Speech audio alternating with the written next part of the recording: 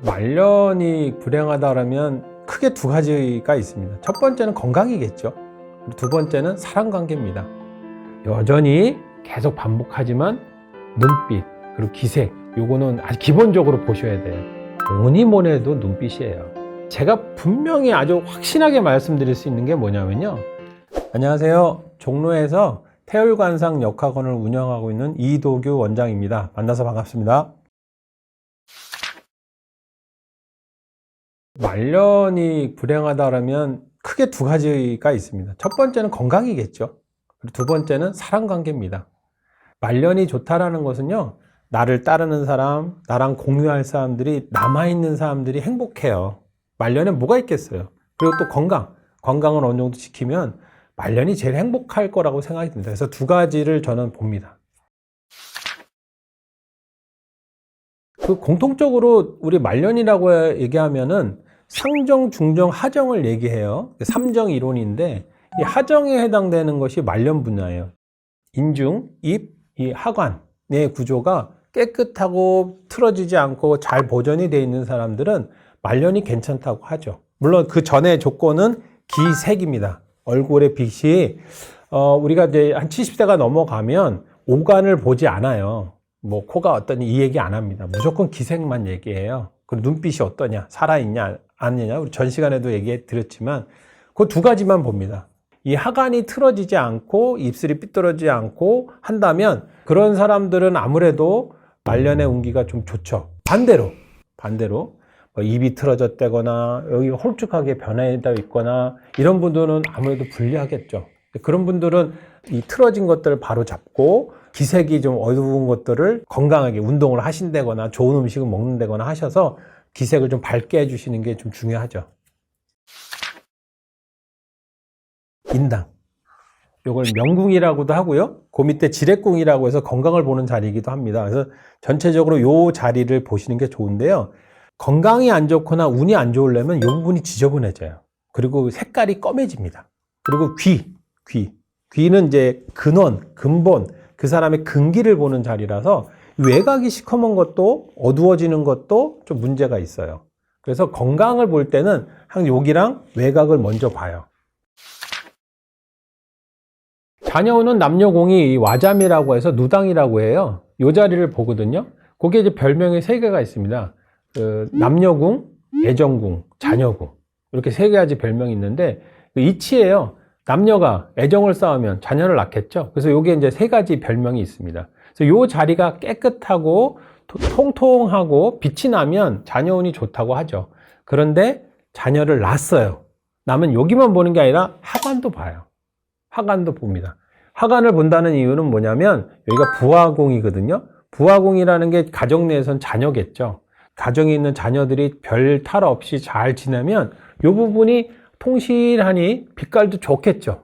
그래서 와잠이랑 하관을 잘 보면 그 사람의 그 자녀의 상태를 볼 수 있습니다.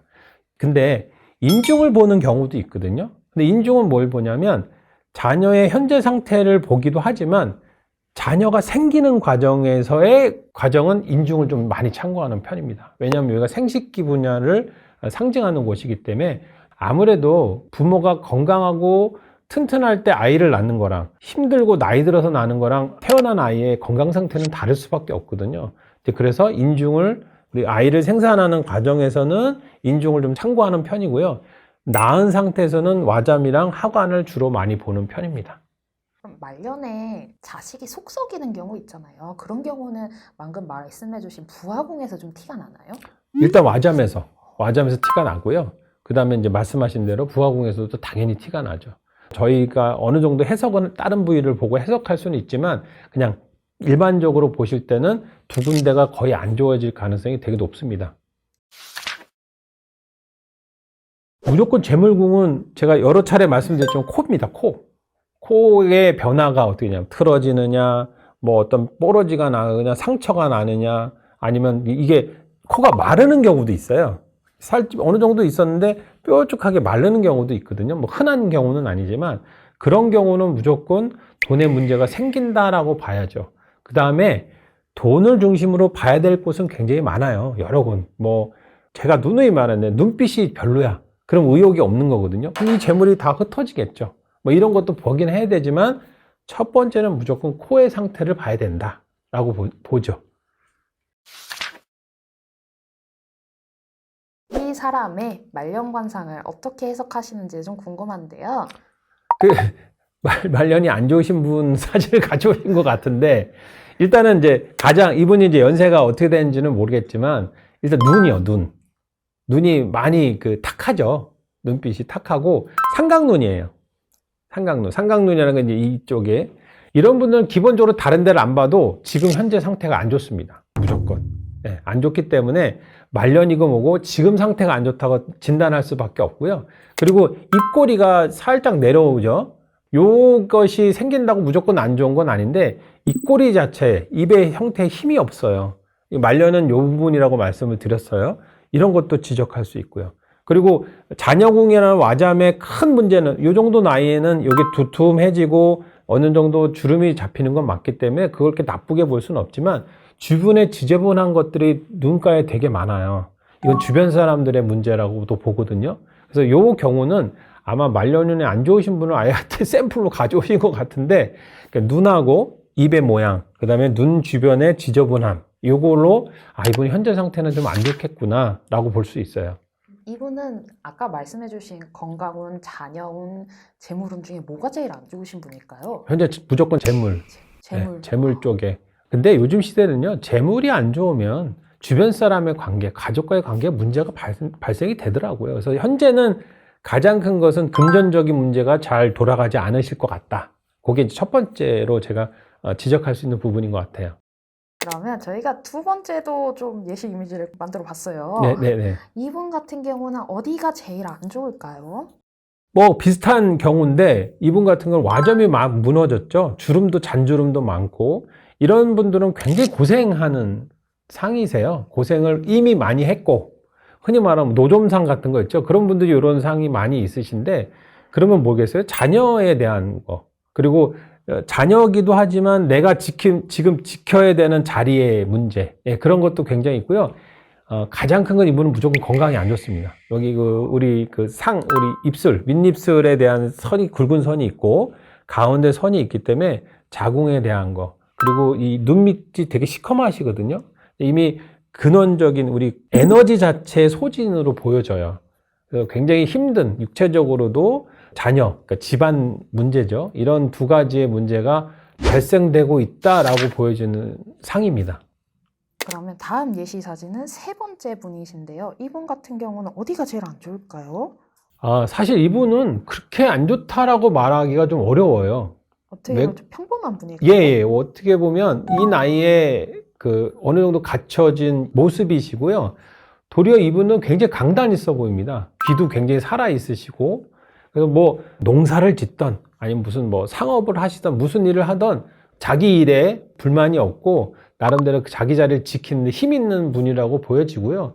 그 살아온 흔적도, 주름도 굉장히 일렬로 가 있고, 우리 상근에 있는 주름 두 줄 주름이 있는데, 요것도 일정하게, 물론 이 두 주름이 좋다라고 얘기하는 건 아니지만 요 나이에 있을 법한 주름이시고, 범령이라고 해요. 이 팔자주름도 정확히 잘 갖춰지신 게, 자기 영역에선 자기 걸 잘 지키는 힘도 있으시고요. 그래서 그렇게 나쁘다고 보기는 어려울 것 같고요. 이분은 나이에 맞는 어느 정도 상을 가지고 계신다라고 보여집니다.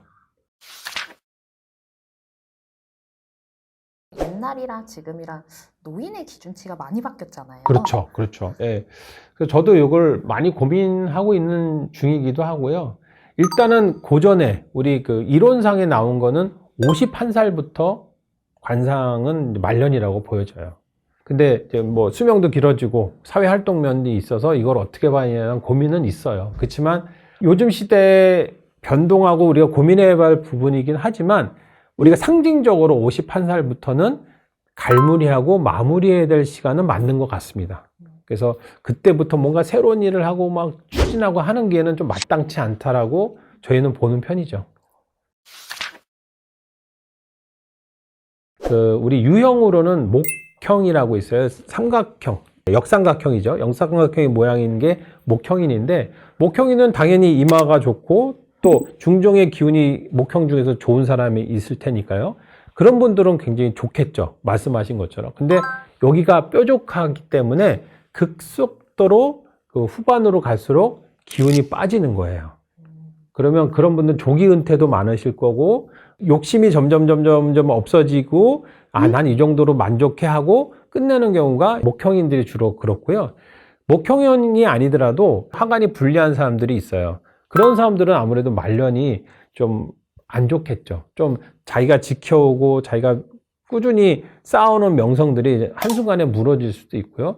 그리고 자기가 전혀 다른 길을 갔다가 실수할 수도 있고요. 뭐 그런 경우가 굉장히 많아요. 그래서 하관을 보는 경우, 그리고 여기 상정 중정이 좋은 사람들은 아무래도 초년에는 좋을 수 있어요. 어쩔 수 없습니다. 근데 이건 저의 경험으로 말씀드린다면 초년운, 중년운이 좋잖아요. 그럼 말년이 좀 안 좋아도요, 어느 정도 살아갑니다. 그러니까 초년, 중년이 어느 정도 기운이 좋으냐에 따라서 그 사람 전체 인생이 어느 정도 좀 가늠이 되지 않나라고 생각이 듭니다. 말씀하신 대로 초년, 중년까지 운이 굉장히 좋았다가 말년에 좀 줄어들어도 거기에 만족하시는 분들은 그냥 전반적으로 기색이 좋다라고 봐야 되나요?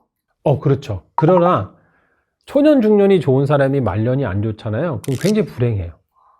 그래도 말년에 남들 보기엔 너 정도는 괜찮지 할 말은 듣고 살 가능성이 좀 높습니다. 그렇다면 유명인 중에서 말년이 좀 불행했던 사례에는 어떤 분이 있을까요?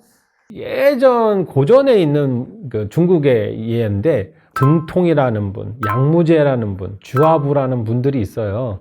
그분들의 예화를 보면 등사입구라고 해서요, 이 법령 주름이 입으로 들어가는 그 분들이 있거든요. 물론 요거는 젊은 분도 뚜렷이 나오는 분들이 간혹 있거든요. 이거는 굉장히 안 좋습니다. 그러면 자기가 먹고 하는 그 밥그릇이 끊긴다는 뜻이에요. 그래서 구설수도 있을 수 있고요. 우리 관제라고 해야죠. 뭐 법적인 문제 이런 것들 수도 있고, 자기 자리에서 떨어져 내려올 수도 있고. 이게 가장 좀 두렵습니다. 또 하나, 볼 있죠, 볼. 볼이 쏙 들어가는 경우. 여기 살이 없이 이렇게 들어가는 경우가 있어요. 말년에는 그 두 가지가 되면 두렵고요.